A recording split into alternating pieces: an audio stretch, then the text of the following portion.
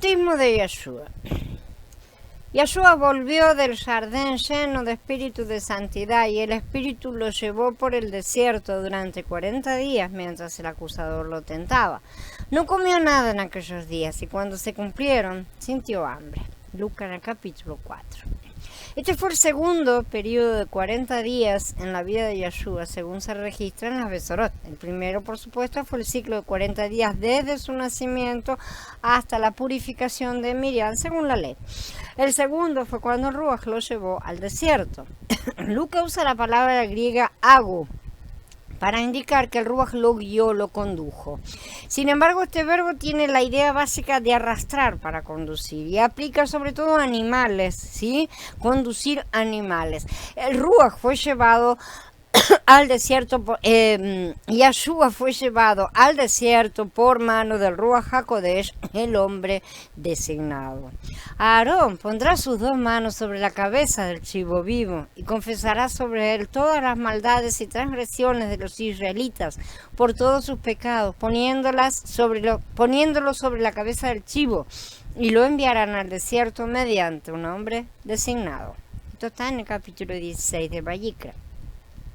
Esto era parte de la ceremonia del día de la expiación, ¿sí? Como ya estudiamos en diferentes lugares y en series, ¿no es cierto? Que ya vimos la parte de Yom Kippur y las 2 venidas. El sumo sacerdote debía matar al primer macho cabrío, ¿sí? Y rociar su sangre sobre el propiciatorio y luego enviar el segundo macho cabrío vivo al desierto.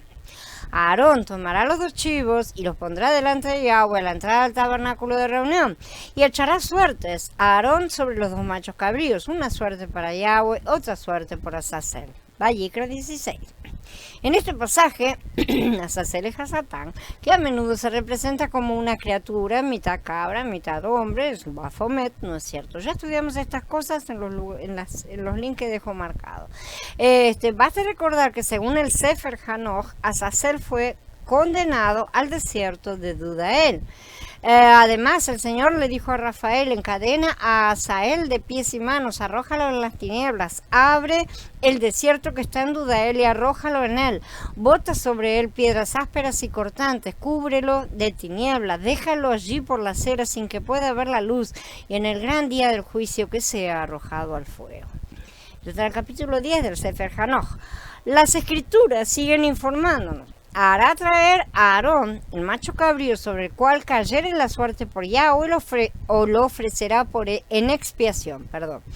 Pero el macho cabrío sobre el cual cayere la suerte por Azazel lo presentará vivo delante de Yahweh para hacer la reconciliación sobre él, para enviarlo a Azazel al desierto. Después degollará al macho cabrío en expiación por el pecado del pueblo y llevará la sangre detrás del velo adentro y hará con la sangre como hizo con la sangre del becerro y la esparcirá sobre el propiciatorio y delante del propiciatorio. Así purificará el santuario a causa de las impurezas de los hijos de Israel, de sus rebeliones y de todos sus pecados. De la misma manera hará también al tabernáculo de reunión, el cual reside entre ellos en medio de sus impurezas.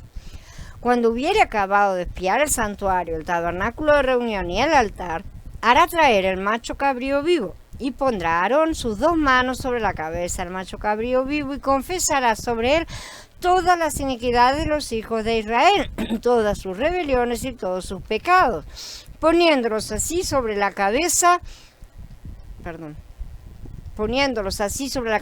macho cabrío, y los enviará al desierto por mano de un hombre destinado para esto. Aquel macho cabrío llevará sobre sí todas las iniquidades de ellos a tierra inhabitada, y dejará ir el macho cabrío por el desierto. Después vendrá Aarón al tabernáculo de reunión y se quitará las vestiduras de lino que había vestido para entrar en el santuario y las pondrá allí. Lavarás luego su cuerpo con agua en el lugar del santuario, y después de ponerse sus vestidos saldrá y hará su holocausto y el holocausto del pueblo, y hará la expiación por sí y por el pueblo, y quemará en el altar la grosura del sacrificio por el pecado. El que hubiere llevado el macho cabrío a Azazel lavará sus vestidos, lavará también con agua su cuerpo, y después entrará en el campamento. Esto está todo en el capítulo 16 de Vayikra. Por lo tanto, el primer macho cabrío en el día de la expiación era para que Yahweh hiciera expiación en el santuario. Pero el segundo macho cabrío debía ser enviado junto con el pecado de todos a Hasatán, acrecentando sus crímenes, o sea, imputándole todo. Es fácil establecer la ecuación Azazel igual Hasatán, sí, pero vamos a agregar otra, duda él igual a tierra. Nuestra tierra, ¿sí? Donde habitamos, la cual no es un planeta. Esta cabra imputaba todo pecado a Azazel. Toda la tierra ha sido corrompida por medio de las obras que fueron enseñadas por Azazel. Impútale entonces todo pecado, dice el Sefer Hanoch. No es hasta que llegamos al Brit Hadashah que podemos entender esta ley profética según su cumplimiento en Mashiach. Yahshua vino a Yahanan el día de la expiación para su bautismo, donde fue bautizado hasta la muerte como el primer macho cabrío, sepultado en el agua del Jardín. Luego fue llevado al desierto por el Ruach HaKodesh, el hombre que está preparado, el hombre disponible. Descubrimos que el propósito del macho cabrío vivo era ser tentado por Hasatán. En otras palabras, la segunda cabra era para Azazel, ¿sí? Aunque no para ser sacrificada. Esta fue una temporada de tentación o prueba en la cual él volvería victorioso. En el bautismo, Yahanan, el inmersor, impuso sus manos sobre la cabeza de Mashiach como el sumo sacerdote hacía para pasar todos los pecados al chivo expiatorio. Entonces Mashiach fue al desierto cargando con todos los pecados para ser tentado, pero venció la tentación y fue declarado inocente. Y los pecados fueron imputados a Hasatán. Por supuesto, en ese momento Yahshua estaba pintando un cuadro de sí mismo más adelante. Él realmente sería muerto como el primer macho cabrío y sería enviado al desierto cuando bajó al Sheol, que no pudo retenerlo. Pero él mismo dijo, viene el príncipe de este mundo, y aunque él no tiene nada en mí. Hasatán perdió la guerra.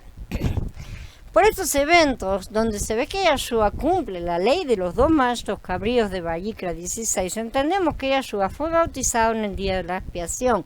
De hecho, creo que su bautismo ocurrió en el momento en que los sacerdotes estaban matando el primer macho cabrío en el templo de Jerusalén, muy probablemente dentro de los horarios que también eran importantes. Y luego, mientras se preparaban para enviar el segundo macho cabrío al desierto, Yahshua mismo fue llevado allí por el Ruach para ser tentado por Hasatán.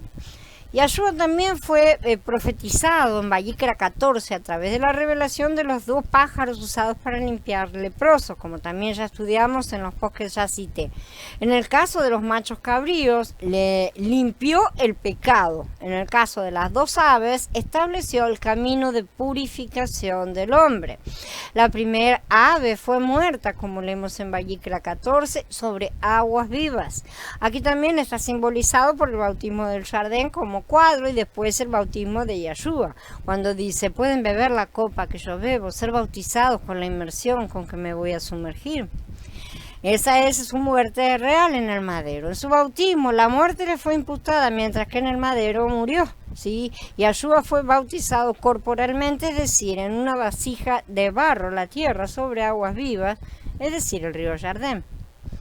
La segunda paloma enseguida apareció sobre su cabeza para mostrarlo como siendo liberado en el campo abierto, como leemos en Vayikra 14. En cuanto al ave viva, la tomará y los mojará a ellos, al ave viva, en la sangre del ave que fue sacrificada sobre el agua corriente. Luego rociará 7 veces al que debe ser sanado de la lepra, lo declarará limpio y dejará que el ave viva vuele sobre el campo abierto.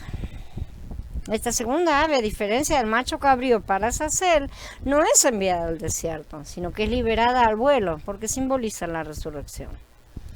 El leproso curado en esos casos tenía que ser rociado 7 veces con agua, es decir, iba a ser bautizado en la forma en que se ve en el caso de Naamán, el capitán sirio que fue sanado de lepra. Elisha le dijo a Naamán que cumpliera con la ley de bautismo en Vayikra 14 y cuando lo hizo fue sanado de lepra. Así también Yahshua cumplió con la ley del bautismo para cumplir toda justicia, como dice, ¿sí? Que había sido, porque así había sido profetizado en la ley.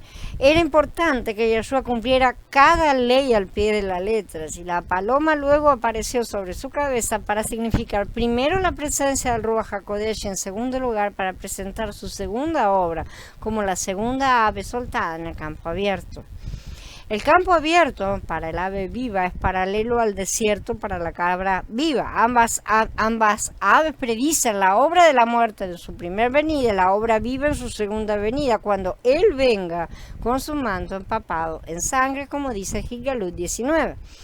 En la ceremonia de purificación de las dos aves, Yahanan, el sumo sacerdote Elohim, declaró a Yahshua limpio de lepra, es decir, de la muerte, de la mortalidad.